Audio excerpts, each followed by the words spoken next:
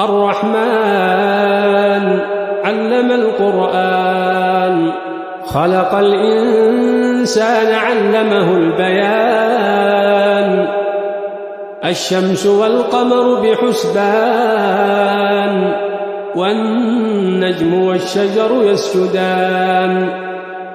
والسماء رفعها ووضع الميزان ألا تطغوا في الميزان وأقيموا الوزن بالقسط ولا تخسروا الميزان والأرض وضعها للأنام فيها فاكهة والنخل ذات الأكمام